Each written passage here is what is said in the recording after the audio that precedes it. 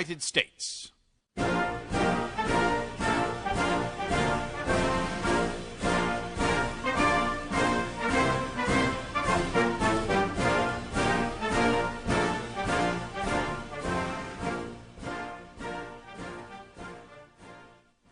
Thank you very much. Thank you. Please be seated. Vice President Pence, Secretary of State Tillerson, members of the Cabinet, General Dunford, Deputy Secretary Shanahan, and Colonel Duggan. Most especially, thank you to the men and women of Fort Myer and every member of the United States military at home and abroad. We send our thoughts and prayers to the families of our brave sailors who were injured and lost after a tragic collision at sea, as well as to those conducting the search and recovery efforts. I am here tonight to lay out our path forward in Afghanistan and South Asia. But before I provide the details of our new strategy, I want to say a few words to the service members here with us tonight, to those watching from their posts, and to all Americans listening at home. Since the founding of our republic, our country has produced a special class of heroes whose selflessness, courage, and resolve is unmatched in human history. American patriots from every generation have given their last breath on the battlefield for our nation and for our freedom. Through their lives, and though their lives were cut short, in their deeds they achieved total immortality. By following the heroic example of those who fought to preserve our republic, we can find the inspiration our country needs to unify, to heal, and to remain one nation under God. The men and women of our military operate as one team with one shared mission and one shared sense of purpose. They transcend every line of race, ethnicity, creed, and color to serve together and sacrifice together in absolutely perfect cohesion. That is because all service members are brothers and sisters. They're all part of the same family. It's called the American family. They take the same oath, fight for the same flag, and live according to the same law. They are bound together by common purpose, mutual trust, and selfless devotion to our nation and to each other. The soldier understands what we as a nation too often forget, that a wound inflicted upon a single member of our community is a wound inflicted upon us all.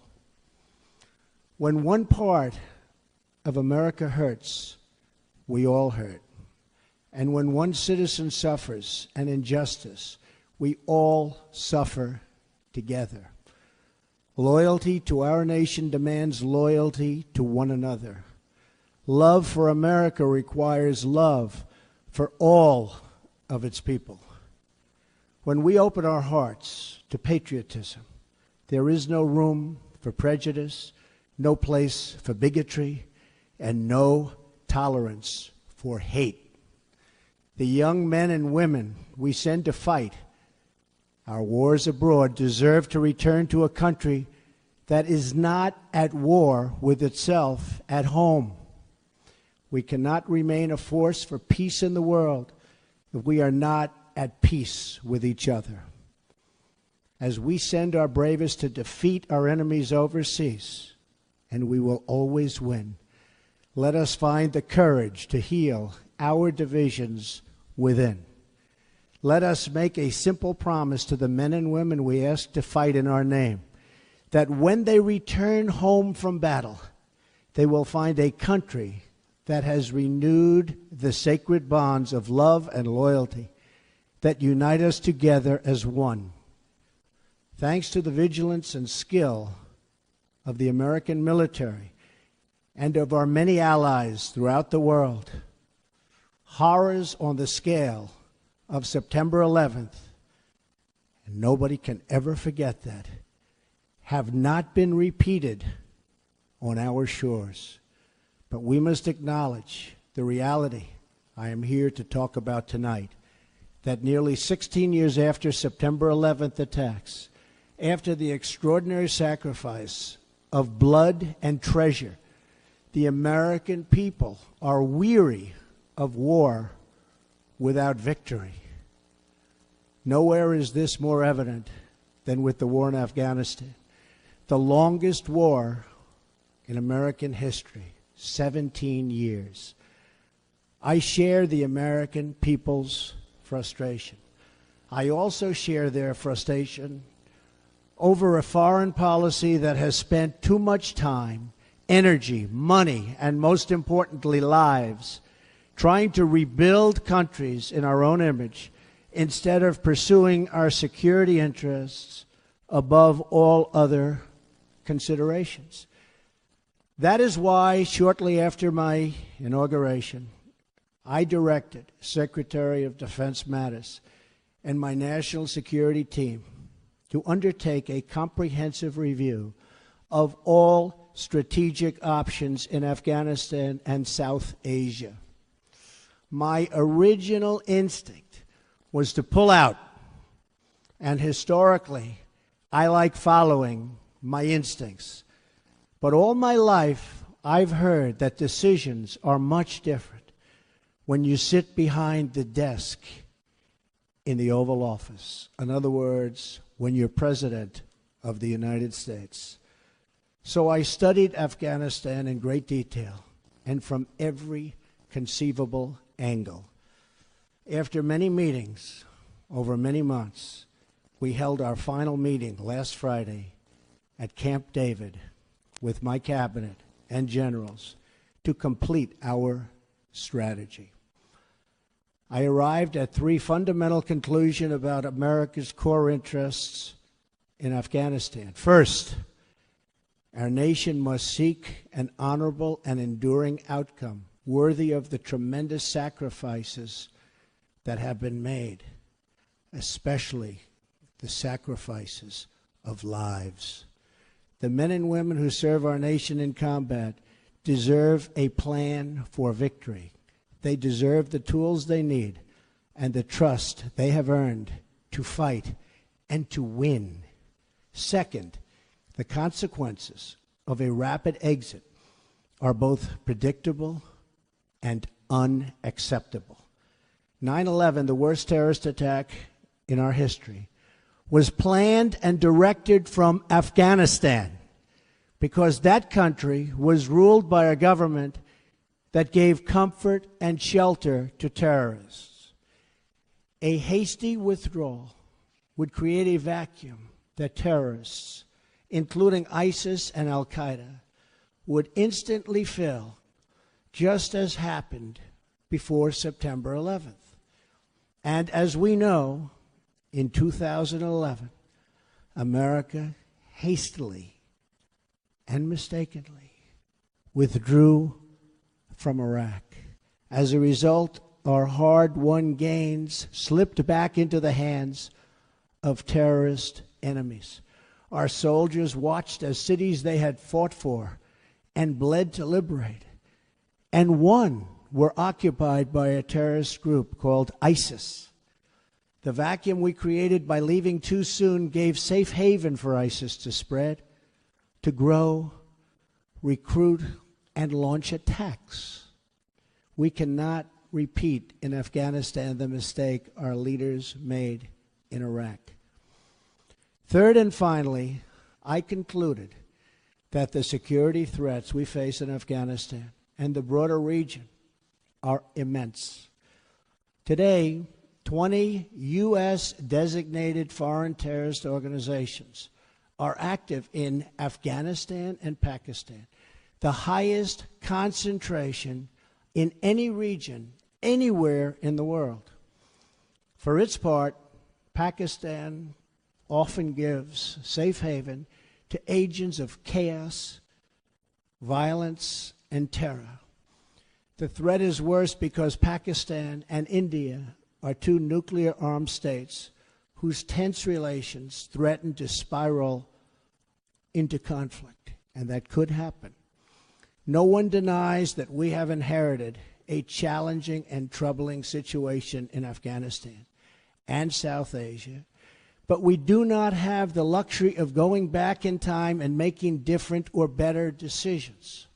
When I became president, I was given a bad and very complex hand, but I fully knew what I was getting into, big and intricate problems.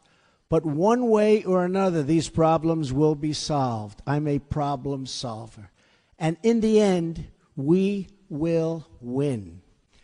We must address the reality of the world as it exists right now, the threats we face, and the confronting of all of the problems of today, and extremely predictable consequences of a hasty withdrawal.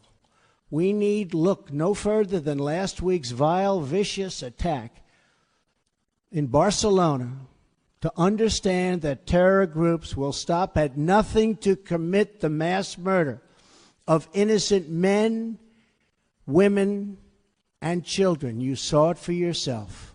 Horrible. As I outlined in my speech in Saudi Arabia 3 months ago, America and our partners are committed to stripping terrorists of their territory, cutting off their funding, and exposing the false allure of their evil ideology. Terrorists who slaughter innocent people will find no glory in this life or the next. They are nothing but thugs and criminals and predators and, that's right, losers. Working alongside our allies, we will break their will, dry up their recruitment, keep them from crossing our borders, and yes, we will defeat them, and we will defeat them handily. In Afghanistan and Pakistan, America's interests are clear. We must stop the resurgence of safe havens that enable terrorists to threaten America, and we must prevent nuclear weapons and materials from coming into the hands of terrorists and being used against us or anywhere in the world for that matter. But to prosecute this war, we will learn from history. As a result of our comprehensive review, American strategy in Afghanistan and South Asia will change dramatically in the following ways. A core pillar of our new strategy is a shift from a time-based approach to one based on conditions. I've said it many times how counterproductive it is for the United States to announce in advance the dates we intend to begin or end military options. We will not talk about numbers of troops or our plans for further military activities. Conditions on the ground, not arbitrary timetables, will guide our strategy from now on. America's enemies must never know our plans or believe they can wait us out. I will not say when we are going to attack, but attack we will. Another fundamental pillar of our new strategy is the integration of all instruments of American power, diplomatic, economic, and military, toward a successful outcome. Someday, after an effective military effort, perhaps it will be possible to have a political settlement that includes elements of the Taliban in Afghanistan. But nobody knows if or when that will ever happen. America will continue its support for the Afghan government and the Afghan military as they confront the Taliban in the field. Ultimately, it is up to the people of Afghanistan to take ownership of their future, to govern their society, and to achieve and everlasting peace. We are a partner and a friend, but we will not dictate to the Afghan people how to live or how to govern their own complex society. We are not nation building again. We are killing terrorists. The next pillar of our new strategy is to change the approach and how to deal with Pakistan. We can no longer be silent about Pakistan's safe havens for terrorist organizations, the Taliban, and other groups that pose a threat to the region and beyond. Pakistan has much to gain from partnering with our effort in Afghanistan. It has much to lose by continuing to harbor criminals and terrorists. In the past, Pakistan has been a valued partner. Our militaries have worked together against common enemies. The Pakistani people have suffered greatly from terrorism and extremism. We recognize those contributions and those sacrifices. But Pakistan has also sheltered the same organizations that try every single day to kill our people. We have been paying Pakistan billions and billions of dollars. At the same time, they are housing the very terrorists that we are fighting. But that will have to change, and that will change immediately. No partnership can survive a country's harboring of militants and terrorists who target U.S. service members and officials. It is time for Pakistan to demonstrate its commitment to civilization, order, and to peace. Another critical part of the South Asia strategy for America is to further develop its strategic partnership with India, the world's largest democracy and a key security and economic partner of the United States. We appreciate India's important contributions to stability in Afghanistan, but India makes billions of dollars in trade with the United States, and we want them to help us more with Afghanistan, especially in the area of economic assistance and development. We are committed to pursuing our shared objectives for peace and security in South Asia and the broader Indo-Pacific region. Finally, my administration will ensure that you, the brave defenders of the American people, will have the necessary tools and rules of engagement to make this strategy work and work effectively and work quickly. I have already lifted restrictions the previous administration placed on our warfighters that prevented the Secretary of Defense and our commanders in the field from fully and swiftly waging battle against the enemy. Micromanagement from Washington, D.C. does not win battles. They are won in the field, drawing upon the judgment and expertise of wartime commanders and frontline soldiers, acting in real time with real authority and with a clear mission to defeat the enemy. That's why we will also expand authority for American armed forces to target the terrorist and criminal networks that sow violence and chaos throughout Afghanistan. These killers need to know they have nowhere to hide, that no place is beyond the reach of American might and American arms. Retribution will be fast and powerful. As we lift restrictions and expand authorities in the field, we are already seeing dramatic results in the campaign to defeat ISIS, including the liberation of Mosul in Iraq. Since my inauguration, we have achieved record-breaking success in that regard. We will also maximize sanctions and other financial and law enforcement actions against these networks to eliminate their ability to export terror.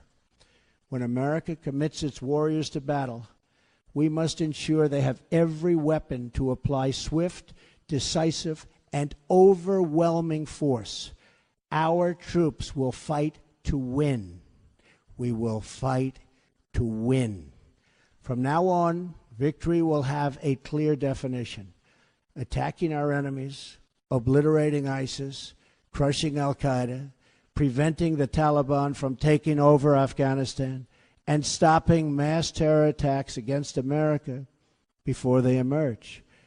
We will ask our NATO allies and global partners to support our new strategy with additional troop and funding increases in line with our own. We are confident they will. Since taking office, I have made clear that our allies and partners must contribute much more money to our collective defense, and they have done so. In this struggle, the heaviest burden will continue to be borne by the good people of Afghanistan and their courageous armed forces. As the Prime Minister of Afghanistan has promised, we are going to participate in economic development to help defray the cost of this war to us. Afghanistan is fighting to defend and secure their country against the same enemies who threaten us. The stronger the Afghan security forces become, the less we will have to do. Afghans will secure and build their own nation and define their own future. We want them to succeed, but we will no longer use American military might to construct democracies in faraway lands or try to rebuild other countries in our own image. Those days are now over. Instead, we will work with allies and partners to protect our shared interests. We are not asking others to change their way of life, but to pursue common goals that allow our children to live better and safer lives. This principled realism will guide our decisions moving forward. Military power alone will not bring peace to Afghanistan or stop the terrorist threat arising in that country. But strategically applied force aims to create the conditions for a political process to achieve a lasting peace. America will work with the Afghan government as long as we see determination and progress. However, our commitment is not unlimited, and our support is not a blank check. The government of Afghanistan must carry their share of the military, political, and economic burden. The American people expect to see real reforms, real progress, and real results. Our patience is not unlimited. We will keep our eyes wide open. In abiding by the oath I took on January 20th, I will remain steadfast in protecting American lives and American interests. In this effort, we will make common cause with any nation that chooses to stand and fight alongside us against this global threat. Terrorists, take heed. America will never let up until you are dealt a lasting defeat. Under my administration, many billions of dollars more is being spent on our military, and this includes vast amounts being spent on our nuclear arsenal and missile defense. In every generation, we have faced down evil, and we have always prevailed. We prevailed because we know who we are and what we are fighting for. Not far from where we are gathered tonight, hundreds of thousands of America's greatest patriots lay in eternal rest at Arlington National Cemetery. There is more courage, sacrifice, and love in those hallowed grounds than in any other spot on the face of the earth. Many of those who have fought and died in Afghanistan enlisted in the months after September 11th, 2001. They volunteered for a simple reason. They loved America, and they were determined to protect her. Now we must secure the cause for which they gave their lives. We must unite to defend America from its enemies abroad. We must restore the bonds of loyalty among our citizens at home. And we must achieve an honorable and enduring outcome worthy of the enormous price that so many have paid. Our actions, and in months to come, all of them, will honor the sacrifice of every fallen hero, every family who lost a loved one, and every wounded warrior who shed their blood in defense of our great nation. With our resolve, we will ensure that your service and that your families will bring about the defeat of our enemies and the arrival of peace. We will push onward to victory with power in our hearts, courage in our souls, and everlasting pride in each and every one of you. Thank you. May God bless our military, and may God bless the United States of America. Thank you very much. Thank you.